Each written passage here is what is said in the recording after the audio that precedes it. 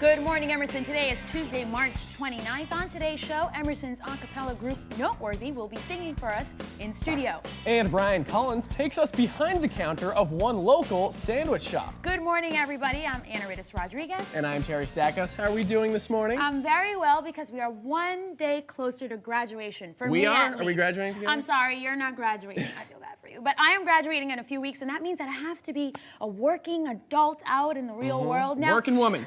If I was a journalist, I got the story for you. What would you do if you were a working journalist and you got stuffed in a closet while you were covering an event? Well, I would probably be very uncomfortable because I have scoliosis. TMI, Terry, but one reporter from the Orlando Sentinel was not very happy when he was stuffed in a closet by a Secret Service agent during a Joe Biden fundraiser in Florida. For over an hour, he was trying to cover the event. How do you even propose this to your editor? You come back and you're like, hey, you know, Anaritis, this is an example of typical liberal media whining about getting locked in a closet. You should appreciate the opportunity that you have, which is why I have authored a book alongside NPR. It is the guide to reporting from inside of a closet when Joe Biden locks you in there. We're going to take a look at that book. See, this is going to be a real hot seller. You can see the cover there. We're getting calls from NYU, Syracuse. Everybody wants to buy it. That's, you know what? I think I might have to, get that handbook before I graduate. Well read, and maybe, maybe I can be well prepared for when I get stuffed in a closet. Somebody who I don't think will be stuffed in a closet anytime soon is our trusted newsman, Steven Selnick. Steve, take it away, my friend.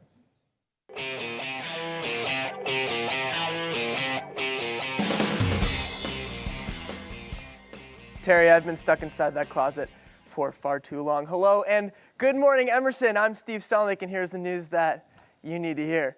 After a very scary 24 hours, the search is finally over. What started as a simple argument between mother and son escalated into a full-blown manhunt in Denmark on Sunday. After the 3-year-old stormed away from his mother in the wake of the tiff, he was nowhere to be found. When lunch rolled around with no sign of the boy, police were called and carried out an intensive search. Police said they were surprised in the overwhelming amount of phone calls offering to help with the search. They even sent an ice cream truck hoping that the boy would hear the song and follow it to the street. It took a full 24 hours to find the boy, an impressive 3 miles away from where he was last seen. Thankfully, the boy was healthy and in good spirits. Well, man's best friend has another claim to its title. Bella the boxer isn't described as the most obedient of dogs, and her owners often used the term sissy to describe her. But when the 2 men with loaded guns burst into Bella's backyard, threatening her family and demanding money, Bella was anything but. She and her other dog, Shiloh, stormed towards the men, barking and showing their teeth. They bravely chased the men out of the yard, not even flinching when the 2 men opened fire on the dogs, barely missing them and putting holes in the family's inflatable pool and tool shed. Bella's owner now swears that he is never, ever going to give her away. And the T was a fail at best yesterday, with both the Green Line and Orange Line experiencing serious malfunctions right here in the downtown area. More than 200 Orange Line passengers were evacuated at the Chinatown stop after yet another fire started just before the station. Has no one been paying attention to any of the signs? Anyway, service was shut down for the better part of 2 hours while the situation was cleared up, and thankfully no one was injured. Passengers noticed a large thudding sound, and the tunnel filled up very quickly with chemical smoke. Whatever happened, it marks another incident in the long line of MBTA fails that have plagued the city this winter season. Can we start making a weekly segment about this already? Now back to 2 people who would run barking at someone trying to shoot at me, Anaritis and Terry. I totally would. I'd do Case in anything for point, him. evidence. You've seen my picture on Facebook. I got some guns I could take. Check out these pecs. Thanks, Steve. Now it's time to throw it out to our favorite weather girl that will bring a smile to your face, even if she forecasts rain all week, and that's Lindsay Cannon with this week's forecast. Lindsay? Good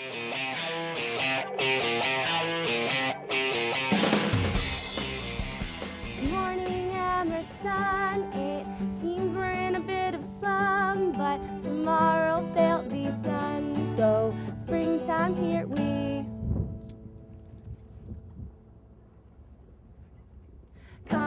coming out. I'm looking up at the sky and I'm ready to shout. Cause you know what, Emerson, I'm fed up too. With the cold, if I could, you know I'd sue the sky. A rate so high they would pay us back for all the slack, endless winters throwing me off track. Let me say it's okay if you're feeling bleak, cause you got us at you and me to brighten up your week.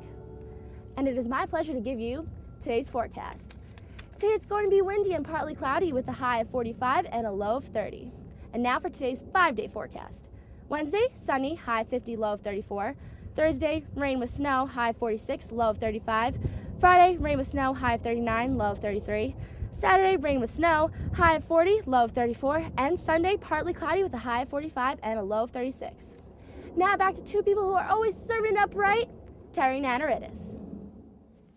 Another Lindsay Cannon original. Encore. She's That was so awesome. good. That was great. Somebody who is also awesome is our sportsman, Ross Littman. Ross, Celtics having some struggles lately. They lost in embarrassing fashion on Friday to the Bobcats. Are they making any improvements yet?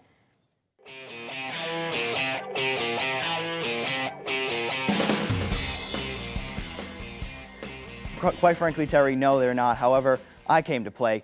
Good morning, campers. Ross Littman here, checking in with a special delivery. It's your sports for this Tuesday morning. Entering the month of March, the Bruins had just 15 games ahead of them, and all they needed were 6 wins to lock up a spot in the playoffs. Just 6 wins. Unfortunately, they had gone 5-7 entering their matchup against the Philadelphia Flyers. All they needed was one more win, and the Brew Crew are in. You know where I'm going with this. Go to the first period. The check off the boards brings the pass up to Mike Richards, and he finds Chris Versteeg inside with the goal. Flyers take the early lead. Second period, Bruins win the faceoff. They are on the power play, and this one's going to go inside to Nathan Horton. Horton picks up his 20th goal of the season. He's the first Bruin to reach 20 goals on the year. Ties this game up. Power play yet again for the Bruins, and it's Dennis Seidenberg getting the goal. This puts the Bruins on top, and they would go on to win this one 3-2, the final, and finally, it took them long enough. They make it to the playoffs. They have clinched a spot in the Eastern Conference. Congrats to them. Now, one team who is thanking the ghost of Red Auerbach for the fact that they are already in the playoffs is the Boston Celtics. Their 6 losses in March have come against the Clippers, 76ers, Rockets, Grizzlies, Nets, and Bobcats. And no, I'm not kidding. Those teams represent a combined 2 playoff spots currently. They faced another sub-500 team fighting for a playoff spot in the Indiana Pacers on the tail end of their Midwest road trip. Rajon Rondo with the ball, cutting in the lane. He dishes it out to Paul Pierce. Pierce steps back. Drano. He had 23 points on the night. This puts Boston up by 4. Indiana would take the lead right on this play. It's going to be Danny Granger backing up Pierce. He steps back. He nails a jumper of his own. He had 19 points on the night. This pass by Kevin Garnett is going to get stolen by Darren Collison, and look at him take off. He is airborne with the dunk. Collison with the big slam right there. Doc Rivers says, all right, let's calm down. Let's try to recompose ourselves, but that doesn't happen. This block shot by Glenn Davis would be cleaned up by Roy Hibbert, and this game was all over. Pacers ran with this one. They won this one 107-100. What is going on, Celtics? Get your act together, seriously. And finally, the Final Four is set in the NCAA tournament. It's the highest combined seeding in Final Four history, with 8th-seeded Butler back in the big dance and 11th-seeded out of nowhere. Who would have thought? I didn't even know Virginia was a Commonwealth. VCU Rams. Now on the other side, there are 2 classic teams, Kentucky and that team Terry picked to win it all, Connecticut. That's your sports for this Tuesday morning. Let's go back to a true champion in Anaritis and a guy who I'm sure hired Earl Hebner to screw me over somehow, Terry. Check it out. UConn. UConn. I hired nobody. Remember, Ross screwed Ross. Now, Ross, I got a question for you. Celtics struggling as of late, as we had talked about. On Friday, Doc said that the team was playing selfishly. Do you feel like that's their issue, that they are playing selfishly? You know, I think it's been a little bit of a problem, but like you said yourself in your interview with Doc, Kevin Garnett has been reluctant to even get off the court during practice. There's got to be some sort of disconnect with the team right now. They're not meshing well right now. They really need to get that back together. They need to mesh like they did at the beginning of the season before they traded away Kendrick Perkins. That's really the biggest problem.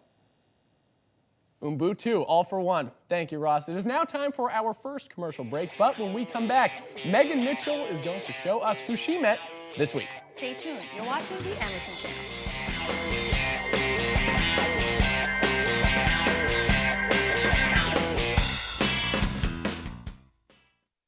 What's up? I'm Kobe Bryant, and you're watching Good Morning Emerson.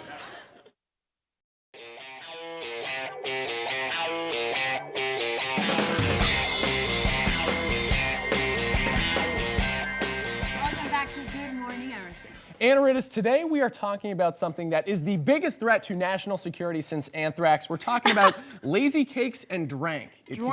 It contains valerian root and a chemical called melatonin. And what these do is it makes you tired, makes you sleepy, but that is not why people are kind of having this outcry for why they are unsafe. It's the marketing of these products. Now, if you look on that, this man looks like he could be, or this brownie rather. It's a brownie man. Could be under the influence of marijuana, as the relaxed. kids call it. Pot, grass.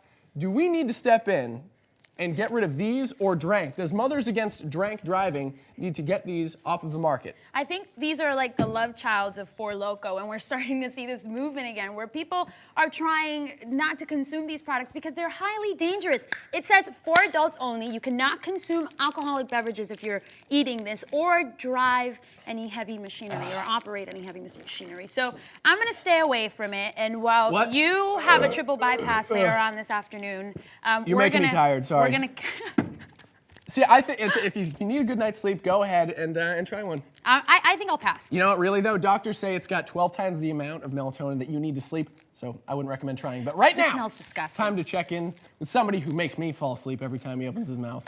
Omri Rolling with entertainment. Well, Omri, that's not nice. that was mean. What's happening in entertainment, my friend?